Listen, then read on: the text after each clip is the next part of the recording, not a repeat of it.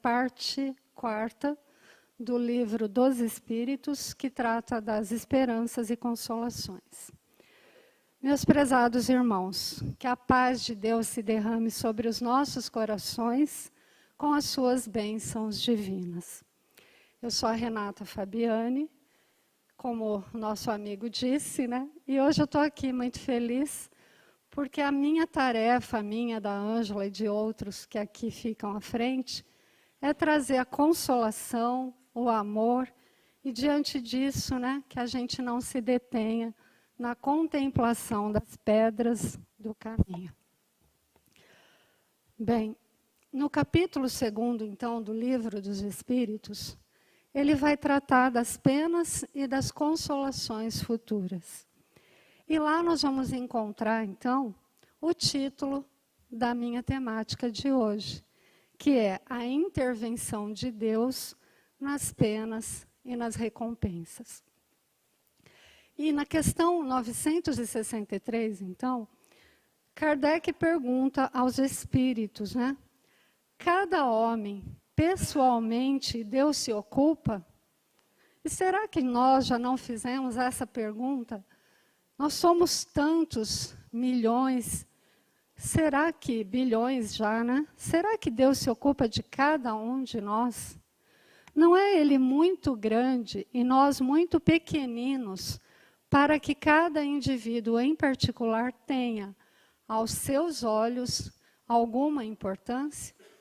Será que nós já não fizemos essa pergunta? Como Deus se ocupa de cada um de nós?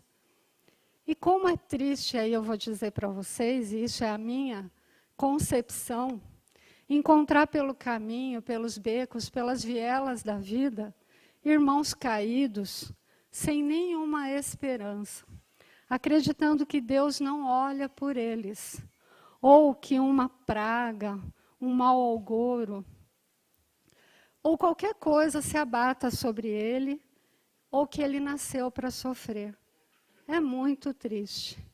Eu fico desolada, e nem sempre eu tenho oportunidade ou direito de mudar a concepção dessa pessoa.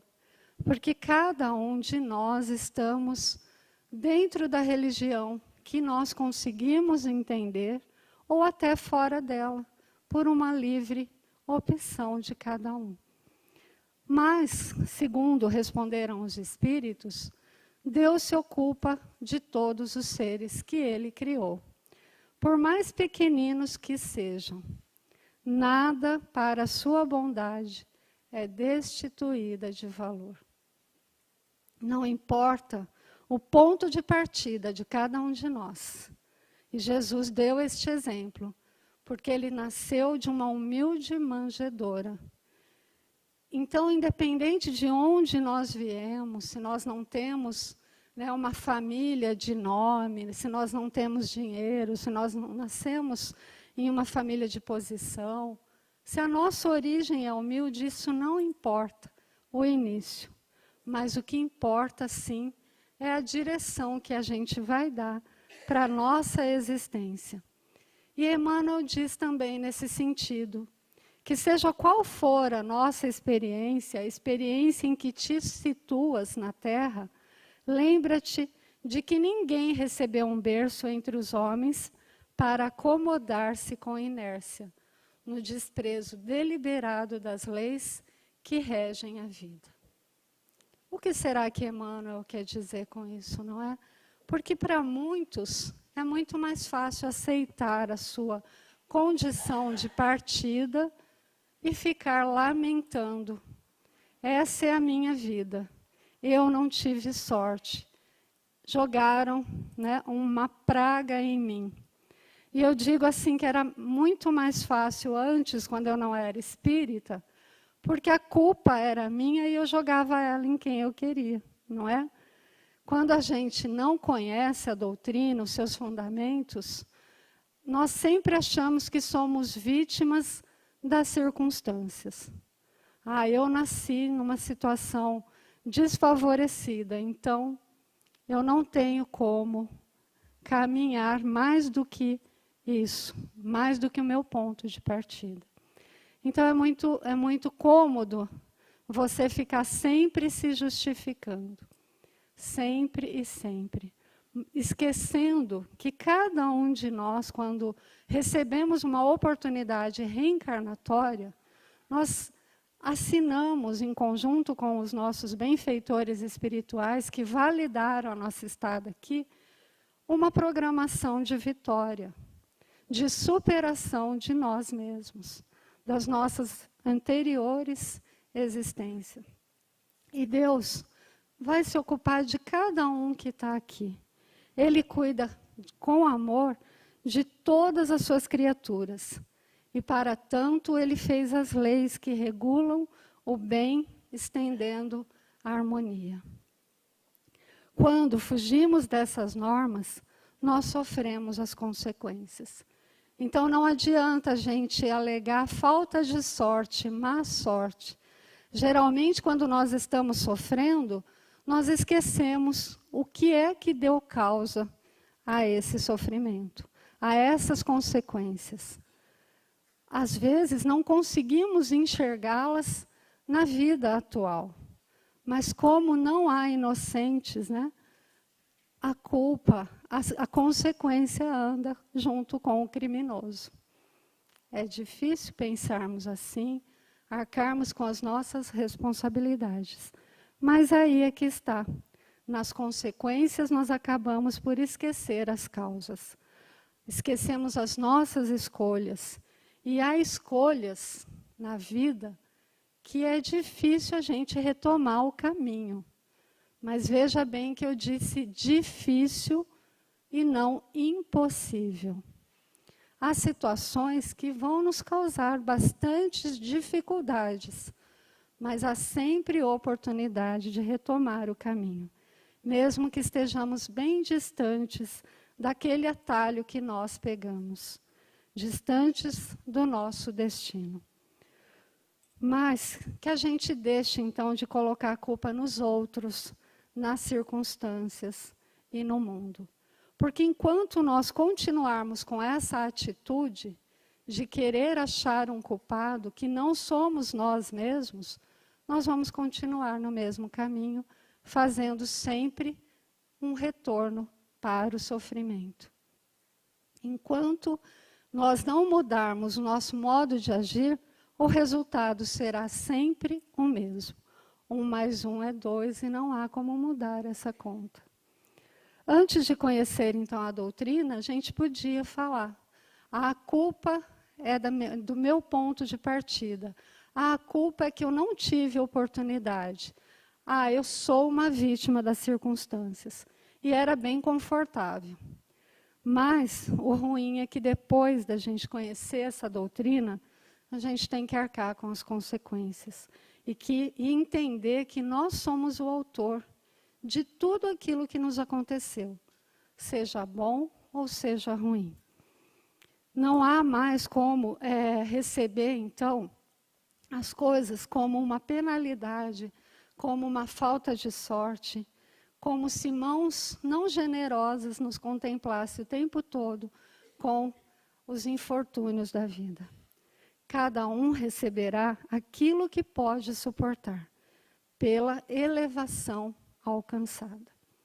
Então, o Todo-Poderoso, né, no nosso Pai que nos criou, ele tem agentes que assistem a todos nós, em todos os ângulos da nossa criação, fazendo a correção necessária, onde é preciso para que a justiça esteja sempre presente no mínimo ou no máximo.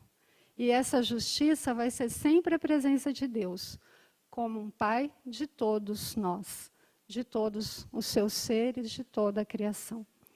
E aí muitos perguntam: e quando existia somente Deus no centro da vida, qual era a razão das suas leis? E aí, gente, o Criador nunca ficou só. No seu seio sempre palpitou a vida. O seu hálito lhe deu todas as respostas quando emitido em todas as direções. Então não existe tempo, não existe origem dos assuntos, porque tudo se confunde. Espírito, matéria, seus intermediários, de todas as coisas. Então, Deus se ocupa de tudo, com o máximo de carinho, porque Ele é amor e busca além, muito mais além do que nós possamos imaginar. O amor dele foi que nos criou. E esse estado da alma e a criação não podem ser diferentes de seu Criador. Ele cuida tanto do verme quanto dos anjos. E de todos eles, segundo as suas necessidades. O Pai nos conhece pelo nome. Nós, poucas pessoas conseguimos gravar, né? A gente faz um esforço para não esquecer o nome das pessoas que estão ao nosso redor. Geralmente, só aqueles mais próximos nós conseguimos guardar. Mas Jesus, toda vez que alguém se aproximava dele, ele tratava pelo nome. Se vocês forem estudar a história, vão verificar. Sempre Jesus dizia o nome de cada um que ia ter com ele. Assim Deus também sabe o nome de todos nós. E todas as coisas que nós ainda não entendemos, Ele já entende. E quando chegar o momento de tudo, né, tudo gira em torno dessa luz criadora, desse ser criador, nós vamos conseguir entender o porquê das trevas, o porquê dos sofrimentos. E aí, quem quiser pode consultar Marcos, né, no seu Evangelho, quando ele se refere a Jesus. Jesus advertiu severamente que não os expulsem à publicidade. E o que será que isso quer dizer com esse tema e com tudo que eu venho dizendo até agora? O termo severamente, nós devemos ter cuidado de não lançar pérolas àqueles que desconhecem os seus valores. Quantos já não ouviram, né? Não dê pérola a porcos. Né? Vulgarmente é isso que está dizendo. Porque a verdade, ela tem que ser dosada para que não venha ferir, desfazer condições espirituais já formadas. E aí vocês vão lembrar que no começo eu disse o quanto eu me sinto triste quando eu encontro alguém sofrendo e se dizendo vítima das circunstâncias, vítima da vida.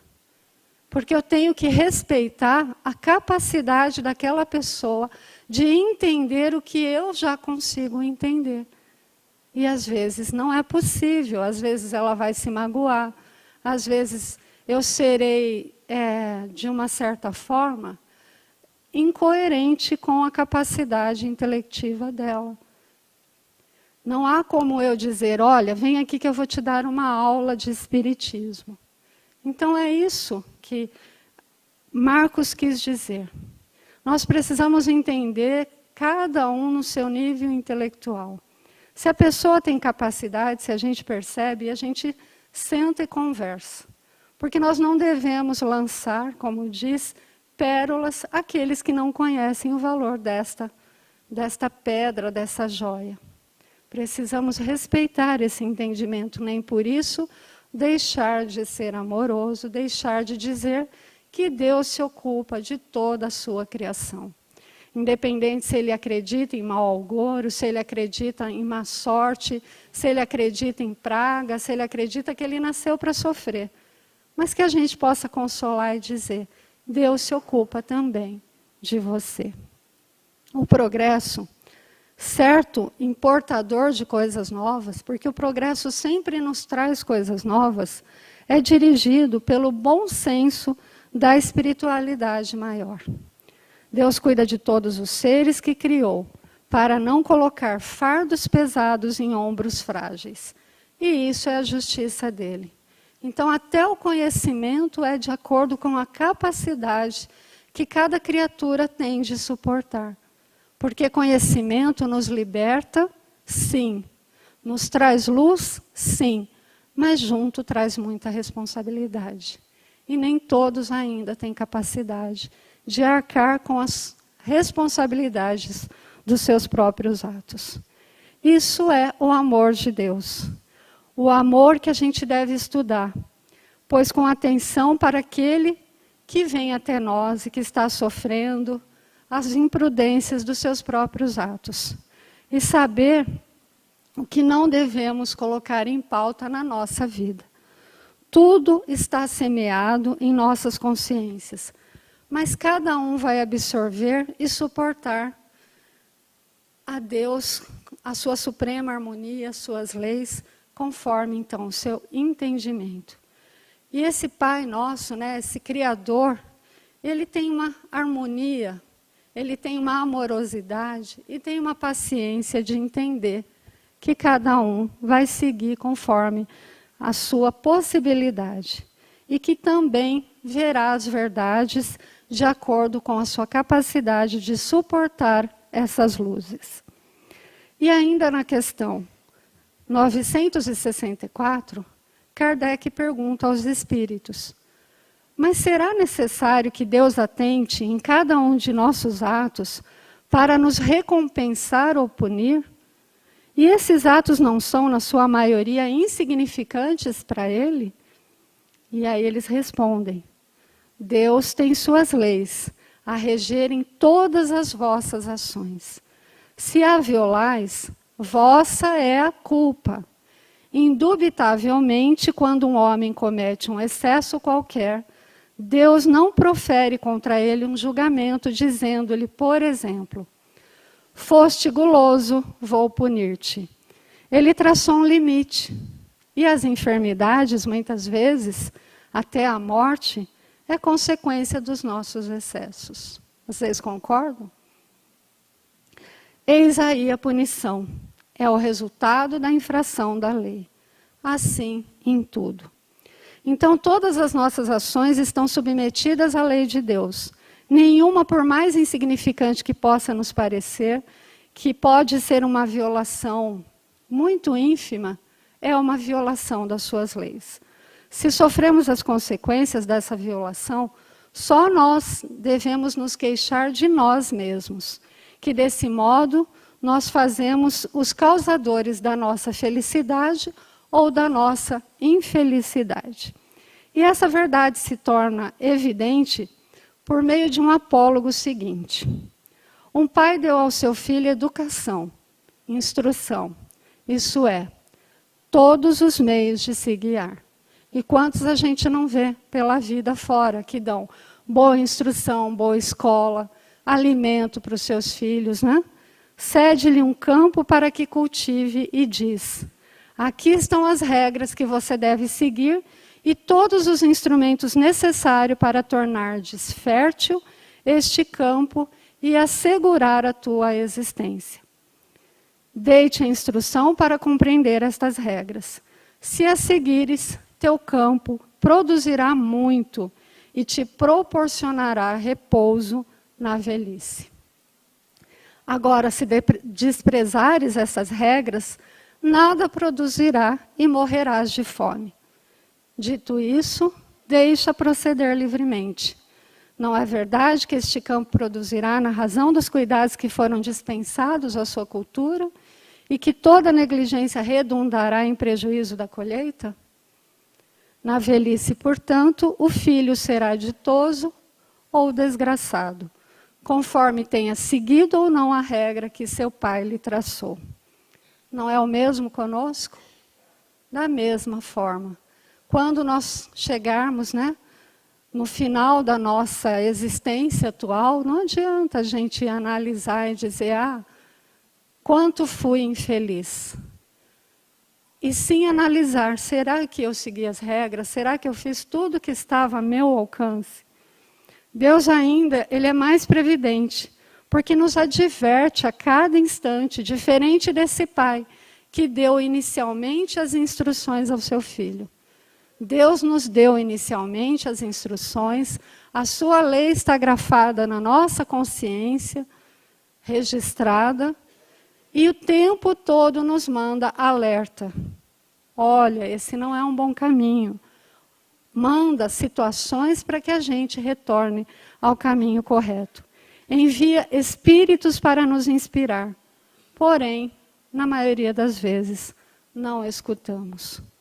Há mais essa diferença ainda. Deus faculta sempre ao homem, concedendo-lhe novas existências, com recursos para reparar os seus erros passados. É preciso, então, diante dessas duas questões, onde Kardec submeteu os espíritos, que a gente analise, se detenha e perceba que sempre há como nos colocar no caminho correto. É preciso caminhar sempre. A jornada compete a nós, espíritos eternos, no terreno das nossas conquistas interiores. Diz Emmanuel que muitas vezes nós, criaturas, presumimos-nos mais altos, num ponto mais alto da viagem, mais alto que a sabedoria de Deus. E aí nós nos encontramos paralisados na contemplação de fogos fátuos. Que ninguém se engane nas estações de falso repouso. Importa trabalhar, conhecer-se, iluminar-se e atender ao Cristo diariamente. Para que a gente possa fixar essa lição em nós mesmos. Temos nascido na terra, partilhando as lutas, gastando-nos os nossos corpos, e nela tornaremos a nascer quantas vezes forem necessárias, até que nós cheguemos à perfectibilidade. Se alguém quiser vir após mim, negue-se a si mesmo, tome sua cruz e siga-me. Foi isso que disse Jesus. E carregar a nossa cruz a caminho do Cristo será abraçar as nossas responsabilidades que nos cabem no setor de trabalho que o Cristo nos confiou. E nessa adesão de compromisso esposado, urge, mais do que urge, é premente não esquecer as nossas dificuldades, que podem ser modificadas e até extintas. Essa era a mensagem que eu tinha para vocês e que a gente possa refletir no nosso dia a dia. Nós temos a maravilha das mídias, Porque quando eu iniciei aqui, a gente assistia as palestras do Richard e dos demais, saíamos maravilhados, chegávamos em casa, às vezes um familiar que não havia nos acompanhado, e nós dizíamos assim, você perdeu. E nós não conseguíamos, com aquele brilhantismo dos palestrantes e de Richard Simonetti, transmitir. Agora nós temos as mídias, nós podemos compartilhar com quem queira, nós podemos ouvir novamente aquele trechinho que nos tocou o coração, e assim a gente pode se modificar com tanto conhecimento que nós possuímos com as mídias. Muito obrigado. E agora, Ângela, a tribuna é sua.